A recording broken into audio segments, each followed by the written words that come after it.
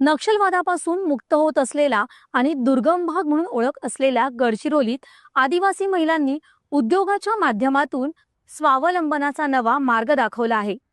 एटापल्ली तालुक्यातील जीवनगट्टा या अतिदुर्गम गावातील महिलांनी मोहफुलाच्या गोडव्याला उद्योगाचं रूप देत लाखो रुपयांची वार्षिक उलाढाल गाठली आहे। आदिवासी लक्ष्मी महिला बचत गटाच्या माध्यमातून उभा राहिलेला हा उद्योग आज शेकडो आदिवासी महिलांसाठी रोजगाराचं साधन ठरत आहे।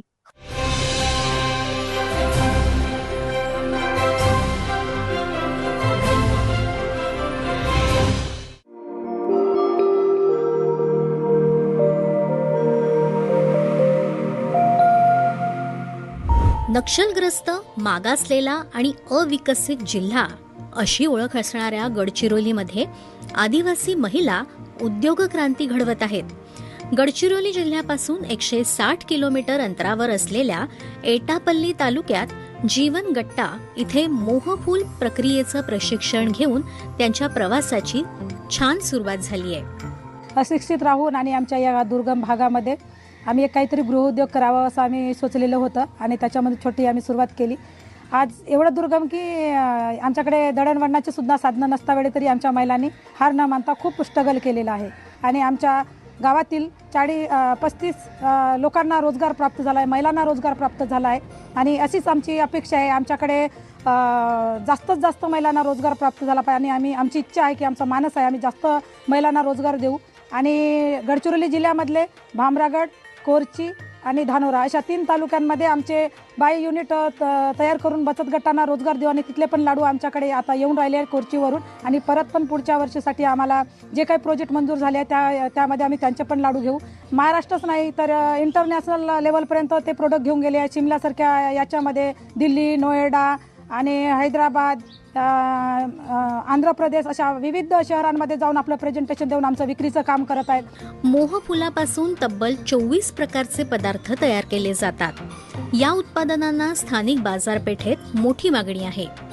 जिल्हास्तरीय प्रदर्शनात प्रथम क्रमांक मिळवून आपल्या गुणवत्तेची छाप पाडणाऱ्या महिलांनी आत्मविश्वासाची भरारी घेतली।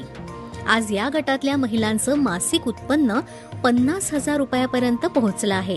म्हणजे साधारणतः विचार केला तर 1 लाखाच्या टर्नओव्हर पासून तर 80 लाखाच्या टर्नओव्हर पर्यंत हा गट पोहोचलेला आहे आणि उत्कृष्टपणे खूप चांगले जे प्रोडक्ट्स आहेत, मोहा आहे, मोहापासून पेढा आहे, बर्फी आहे, वेगवेगळे व्हॅल्यू ॲडिशनचे इतर प्रोडक्ट्स आहेत ज्यामध्ये हनी, त्यानंतर आंबाडीपासूनचे आहेत, असे वेगवेगळे प्रोडक्ट्स तयार करत आहेत। जिल्हा प्रशासनसुद्धा त्यांना पूर्णतः मदत करत आहे आणि जिल्हा प्रशासनाचा प्रयत्न आहे की आज आम्ही एक वंदनाताई आणि त्यांचा समूह तयार केला आहे। असेच वंदनाताई आम्हाला पूर्ण जिल्ह्याभरामध्ये कसं तयार करता येईल यासाठी जिल्हा प्रशासन आणि जिल्हा परिषद उमेदच्या माध्यमातून आमचा प्रयत्न असणार आहे।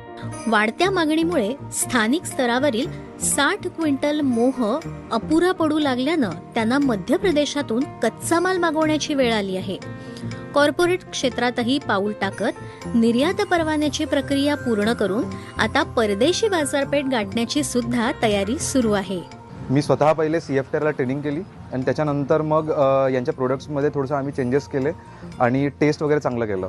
टेस्ट चांगलं केल्यावर लोकांनी त्याला खूप चांगला प्रतिसाद दिला। सुरुवातीला लोक खूप जास्त ऑर्डर नाही द्यायचे, 100, 200, 300 असे फक्त लाडू जायचे, पण जसं जसं आम्ही त्याला पॅकेजिंग चेंज केल्यावर मग जसे आम्ही एक्झिबिशन्स टार्गेट करणं सुरू केलं तेव्हापासून मग ऑर्डर्स वाढत गेलेत। आम्ही एक्झिबिशन्स म्हटलं तर वर्ल्ड फूड इंडिया, त्याच्यानंतर जे मुंबईला मोठे एक्झिबिशन्स असतात, प्रायव्हेट एक्झिबिशन्स, तिथे वगैरे आम्ही असतो। विशेष म्हणजे उद्योगासोबत सामाजिक बांधिलकी सुद्धा या उपक्रमातून जपली जात आहे। गडचिरोली जवळच्या आश्रम शाळांमध्ये विद्यार्थ्यांच्या आहारात मोहफूल लाडूंचा समावेश करून कुपोषणाविरुद्ध लढा देण्याचं काम सुद्धा या गटानं हाती घेतलं आहे। नक्षलग्रस्त भागात महिलांनी उभा केलेला हा उपक्रम राज्यभरातच नव्हे तर देशभरात आपला ठसा उमटवत आहे। दूरदर्शन बातम्यांसाठी ओम प्रकाश सुनारकर, गडचिरोली।